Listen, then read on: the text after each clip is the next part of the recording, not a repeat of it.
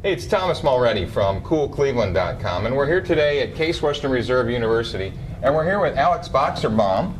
Hey, Alex, thanks for taking time out of your research. No problem. You are here at Case doing research on robotics, but your background actually is in art history. That's Is that right? Yeah. You have a degree in art history. Yes. Yes. So, how'd you make the transition? Well, it's been back and forth for me.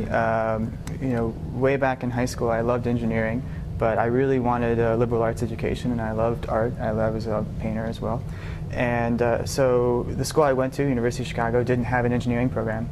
And so eventually I ended up studying art history and architecture there, which I enjoyed very much. I'm very glad I did that. And how'd you make the move then over to science? Well, after college, I was really lucky to work for a company that did deep sea salvage work, well below 8,000 feet. Wow. And it was all teleoperated, all robotic. Okay. So that's how I got introduced to mechanical engineering more closely. And once I realized it was really what I loved, I made the hard transition of going back to school and working through the math. And I'm very glad to be here. So you are now at the Center for Biologically Inspired Robotics Research here at Case. Yeah. And behind you is a display of how you actually use the study of insects and biology from other scientists here at Case to learn about how robots, specifically how they move, right?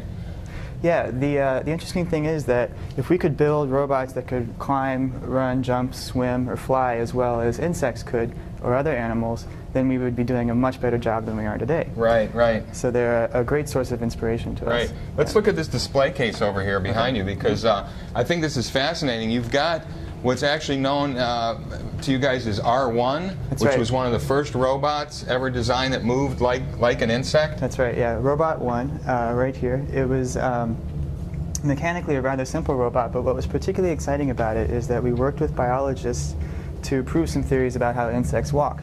They were looking at the stick insects, and they found that there might be a simple set of rules that determines how they actually walk. So there's a complex motion that's derived from a simple set of rules. Right. It's a very hard thing to test, though. So the way we did it was we applied those rules to this robot. And when we did that, we found that it was very good at walking. In fact, it had the same kind of gait adaptation that insects have. Yeah.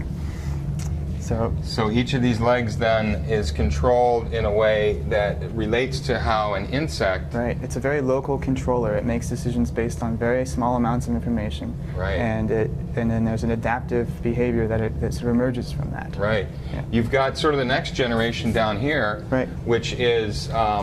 you've got these wheel legs, or wegs you call them, right? That are kind of, each of them are articulated individually, and this is sort of the next generation of how robots move. Right. Yeah, so this kind of robot here is limited to lab use because it takes a lot of computational power to run something like that, a simulation essentially.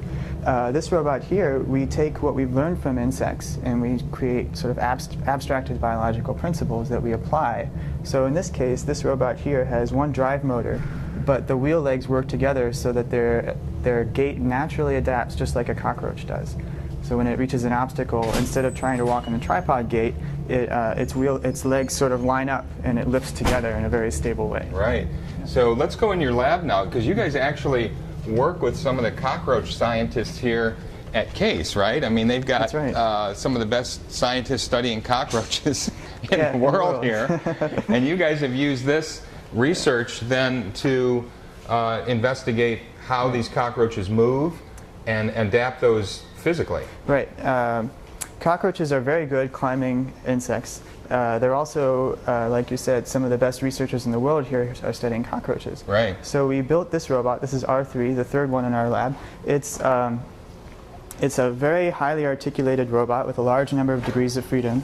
You can see these front legs can do a lot of manipulation so they can climb over obstacles and adapt to terrain. Right. And the back ones are more like the powerhouse. They have a simpler range of motion, but they move like this. They push the animal forward. Exactly, just like a cockroach.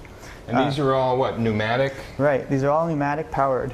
So these airlines here run to these cylinders that then create this kind of motion. Right. And what we found was that this robot did a lot of things really well, but the muscles, these pneumatic devices didn't really work like muscles, and that was a real problem for us. Right. So the next sort of generation of that was to think about a different way to move those muscles besides the pneumatic tubes, right? Right, exactly. So we're still stuck with pneumatics, but we use these things called braided pneumatic actuators. And the way that they work, it's like a Chinese finger trap of sorts. So these have a braiding in them like this. And we put a balloon inside of it, and when the balloon expands outward like this, it causes the Chinese finger trap to contract like that. Right. And that kind of coupling works very much like human muscles do. So that's really advantageous for us. So this next generation of robots here, So this is R5 right here. R5 uses now these sort of braided tubes where you used to have the pneumatic pistons. Right, exactly. Yeah, and that does help us in a lot of ways. And then here's Puppy, which is another kind of robot based more on a small dog, and it uses these braided actuators as well. So this is Puppy, and this is actually the project of Nicole, who's standing by here. She can show us how this one works. You guys ready? We're ready to go. Here we go. So right now it's initializing. He initializes, and then And it moves.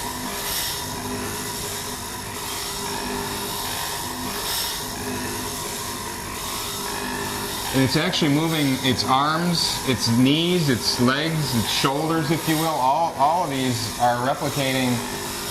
Is this basically the closest to actual human muscles that we've come to with robotics? At this point, yeah, we're still looking for a better muscle actually. Yeah. Wow. And the people that make these in Germany actually are looking to make them better, to make them more muscle-like. Right. We're hoping to collaborate with them on that. Well, that is awesome. Thank you, Nicole. That's a great demonstration. Alex, you've got a couple of these robots that you're planning to bring to the Ingenuity Festival Yes. Yeah. of Art and Technology. Yeah. Show us your project that you're working on here. This is actually for your PhD, Right. correct? There's this is Dagsy Wigs, which is the latest generation of Wigs robot.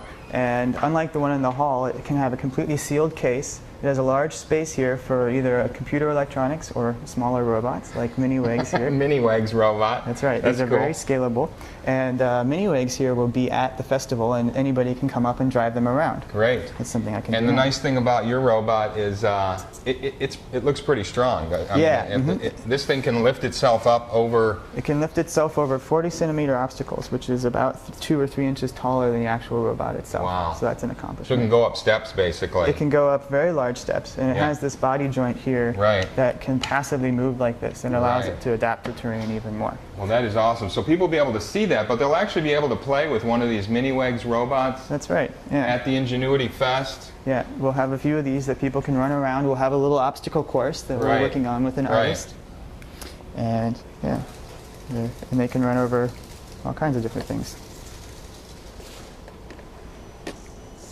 So the nice thing about these is those legs will allow it to jump up and over obstacles. Right. That's awesome. And they're just a lot of fun. That is a lot of fun. Thanks so much, Alex, for taking time out of your research. I know you guys are tremendously busy here. no problem. It's great talking with you. Yeah. Thanks so much. Hey, it's Thomas Mulready from CoolCleveland.com. Have a great week in Cool Cleveland.